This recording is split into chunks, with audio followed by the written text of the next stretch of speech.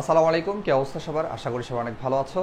আজকে আমি কথা বলবো HSC series chapter 5 C programming এই অধ্যায় থেকে আসা চট্টগ্রাম বোর্ড 23 সালের অন্য একটা প্রশ্ন নিয়ে। এর আগে অনেকগুলো বোর্ডের সমাধান ক্লাস কিন্তু আমার এই প্লেলিস্টে আপলোড করা আছে। তোমরা যারা ক্লাসগুলো এখনও করনি চাইলে ক্লাসগুলো করে ফেলতে পারো।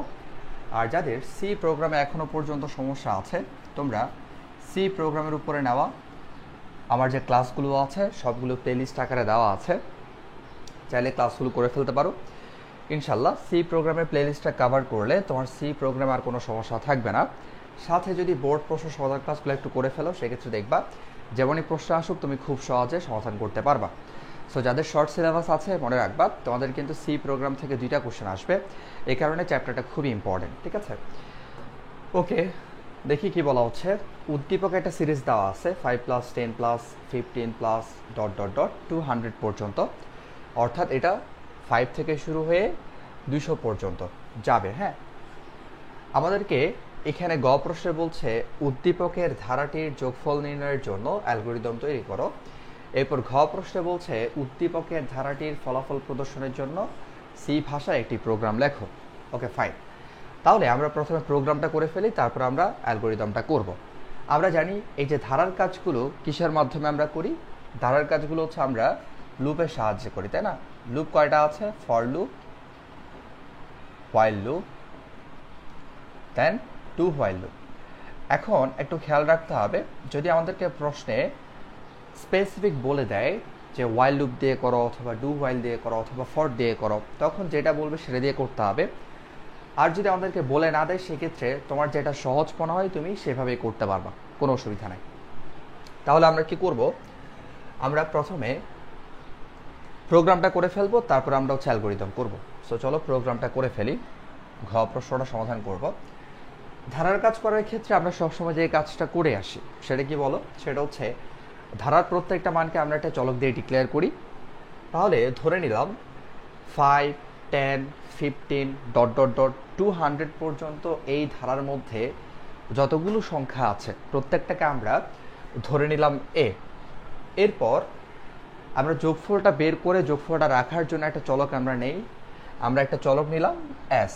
তুমি চাইলে সাম এস অথবা অন্য যে কোনো কিছু লিখতে পারো, কোনো অসুবিধা নেই। ঠিক আছে, এবং দেখতে পাচ্ছি এই ধারার শেষে যেহেতু স্পেসিফিক একটা নাম্বার দেওয়া আছে, তার মানে এখানে কোনো ইনপুট যাবে না, অর্থাৎ এখানে ইউজার কোনো ইনপুট দিবে না। যদি এখানে কোনো চলক থাকতো, এন থাকতো, তখন আমরা বুঝে নিতাম এখানে ইনপুট যাবে। আর যেহেতু এখানে স্পেসিফিক সংখ্যা দেওয়া আছে, এখানে কোনো ইনপুট কিন্তু এখন যাবে না। ঠিক আছে, অলরাইট, তাহলে চলো আমরা করে ফেলি। প্রথমে আমরা লিখব হ্যাশ ইনক্লুড stdio.h, এরপর মেইন ফাংশন, তারপর আমরা লিখব ইন্ট। প্রথম লাইনটা কি থাকে? প্রথম লাইনটা হচ্ছে একটা প্রোগ্রামের মধ্যে কতগুলো ভ্যারিয়েবল আছে সবগুলো ভ্যারিয়েবলকে আমাদের ডিক্লেয়ার করতে হয়। তাহলে আমরা এখানে মোট ভ্যারিয়েবল পাচ্ছি কি কি, এ এবং এস, রাইট? তাহলে আমরা এখানে কি করব, এ যে ভ্যারিয়েবলটা আছে যেটা দ্বারা আমরা ধারার প্রত্যেকটা মানকে ডিক্লেয়ার করলাম, প্রত্যেকটা সংখ্যাকে আমরা এ দ্বারা ডিক্লেয়ার করলাম। তারপর আমরা যোগফলটা রাখার জন্য এস নিলাম। হ্যাঁ, এবং এস এর মানটা হচ্ছে আমরা শুরুতে 0 ধরে নিলাম, বিকজ ধারাটা যখন 5 থেকে শুরু হচ্ছে তার আগে কিন্তু কোনো যোগফল নাই। তাই আমরা কি করব, শুরুতে যোগফল কত ধরবো? সবসময় 0 ধরবো। যোগ নির্ণয়ের ক্ষেত্রে, যোগফল নির্ণয়ের ক্ষেত্রে 0 ধরবো। আর যদি আমরা ফ্যাক্টোরিয়াল করি, গুণফল নির্ণয় করি, তখন কিন্তু আমরা মানটা 1 ধরবো। এটা খেয়াল রাখবা, ঠিক আছে?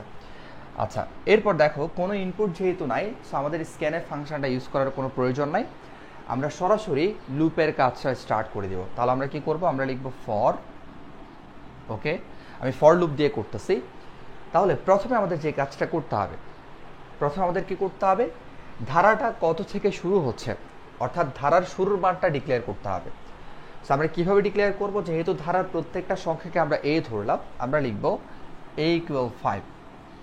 সো সবসময় কিন্তু এই কাজগুলো আমাদের করতে হয়, তোমরা কিন্তু দেখে আসছো, যারা আমার ক্লাসগুলো করছো ওখানে কিন্তু বিস্তারিত আলোচনা আছে, রাইট? আচ্ছা, এরপর আমাদের কন্ডিশন দিতে হয়, ধারার প্রত্যেকটা মানকে আমরা এ ধরলাম। সো এই যে ধারাটা 5 থেকে শুরু হয়ে 200 পর্যন্ত যাচ্ছে, তার মানে এ 200 পর্যন্ত যাচ্ছে। যেহেতু ধারার প্রত্যেকটা মানকে আমরা এ ধরছি, এ 200 পর্যন্ত যাচ্ছে, রাইট? আচ্ছা, তাহলে আমরা কি করবো, এখানে কন্ডিশন দিব, অর্থাৎ এ 5 থেকে শুরু হয়ে 5 করে বাড়তে বাড়তে, যেহেতু 5 করে ধারাটা বাড়তেছে, ঠিক আছে, 5 করে বাড়তে বাড়তে কত পর্যন্ত যাবে, 200 পর্যন্ত যাবে অথবা 200 এর সমান হবে। তাহলে আমরা লিখব 200 থেকে ছোট অথবা 200 এর সমান। ওকে, এরপর ইনক্রিমেন্ট দিতে হবে, ধারাটা কত করে বাড়তেছে, 5 করে বাড়তেছে, তাহলে আমরা লিখব a ইকুয়াল a প্লাস 5। ওকে, এরপর আমরা লুপ বডিতে যাব। লুপ বডিতে আমরা কি করব, যোগফল নির্ণয়ের কাজটা করব। আমরা লিখব s equal s plus a, ঠিক আছে। ওকে, লুপ বডিতে আমরা গিয়ে যোগফল নির্ণয়ের কাজটা করলাম। কাজটা কিভাবে হবে অ্যাকচুয়ালি, এই যে প্রথম যে যোগফলটা আছে সেটা হচ্ছে 0 এবং প্রথম যে এর মানটা আছে সেটা হচ্ছে 5। সো 0-র সাথে 5 যোগ হয়ে যোগফল 5 প্রথমবার এখানে রয়ে যাবে। এরপর এর মানটা বৃদ্ধি পাবে, এর মান 5-এর সাথে 5 যোগ হয়ে এর মানটা হয়ে যাবে 10। 10টা 200 থেকে ছোট কিনা চেক করবে, যদি 200 থেকে ছোট হয় সেক্ষেত্রে আবার লুপ বডিতে ঢুকবে, ঢুকে প্রথমের যে যোগফলটা আছে সেটার সাথে 10টা যোগ হবে। তাহলে প্রথমের যোগফল ছিল 5, সেটার সাথে যখন 10 যোগ হবে তখন কত হবে, 15 এখানে রয়ে যাবে। এরপর আবার এর মানটা বৃদ্ধি পাবে, 10-এর সাথে 5 যোগ হয়ে 15 হবে। 15টা 200 থেকে ছোট কিনা চেক করবে, যদি ছোট হয় সেক্ষেত্রে আবার লুপ বডিতে ঢুকবে, দ্বিতীয়বার যে যোগফলটা আছে সেটার সাথে, দ্বিতীয়বার যোগফল কত ছিল, 15 ছিল, সেটার সাথে এর যে মানটা আসছে নতুন করে, এর যে মান 15 আসছে সেটা যোগ হবে। এভাবে করে যতক্ষণ পর্যন্ত এর মানটা 200 থেকে ছোট হবে ততক্ষণ যোগের কাজটা চলতে থাকবে। যখনই এর মানটা 200 থেকে বড় হয়ে যাবে তখন হচ্ছে আমাদের কি করতে হবে, যোগফলটা আউটপুটে দেখাতে হবে, বিকজ তখন আর যোগের কাজটা চলবে না। সো আমরা আউটপুট দেখানোর জন্য প্রিন্টএফ ফাংশনটা ইউজ করি। কি করব, %d, কাকে দেখাবো, s কে দেখাবো, ঠিক আছে, শেষ। এই হচ্ছে আমাদের সি প্রোগ্রাম। এখন আমরা খুব সহজে অ্যালগরিদম করে ফেলতে পারবো। সো চলো আমরা করে ফেলি। গ নাম্বার, আমরা প্রথমে কি লিখব, ধাপ 1। ধাপ 1-এ আমরা সবসময় কি লিখি, প্রোগ্রাম শুরু করি, তাই না। ওকে, তারপর আমরা কি লিখব, ধাপ 2। ধাপ 2-এ আমাদের কি করতে হবে, যদি কোনো ইনপুট থাকে ইনপুটটা নিতে হয়, যেহেতু এখানে কোনো ইনপুট নাই, জাস্ট আমরা কি করব, এই যে প্রথম মানটা এবং s এর মান যে শুরুতে আমরা 0 ধরি সেটা এখানে আমরা ডিক্লেয়ার করে ফেলবো। তাহলে আমরা কি লিখব, a ইকুয়াল 5, যেহেতু কোনো ইনপুট নাই আমরা দ্বিতীয় ধাপে এটা করব, s ইকুয়াল 0 ধরে নিই, ঠিক আছে স্যার। ওকে, এরপর ধাপ 3। ধাপ 3 আমরা কি করব, যোগের কাজটা করব। তাহলে আমরা কি করব, মানগুলো ধরার পরে ধাপ 3 আমরা যোগ করব, s equal s plus a, নির্ণয় করি, ঠিক আছে। ওকে, এরপর আমরা ধাপ 4-এ কি করব, যোগ হওয়ার পরে যোগফলটা তো এখানে রয়ে যাবে, কিন্তু এর মানটা এর পরের ধাপে গিয়ে বৃদ্ধি পাবে। তাহলে আমরা কি লিখবো, এখানে ইনক্রিমেন্ট লিখব, a ইকুয়াল a প্লাস 5, আমরা কি করব, নির্ণয় করি। ওকে, আচ্ছা, এরপর আমরা এখন কন্ডিশন চেক দিব, এর মানটা 200 থেকে ছোট কিনা অথবা 200 এর সমান কিনা। তাহলে আমরা লিখব, যদি, খেয়াল করো, যদি a লেস দেন ইকুয়াল 200, হ্যাঁ সত্য হয়, অর্থাৎ কন্ডিশনটা সত্য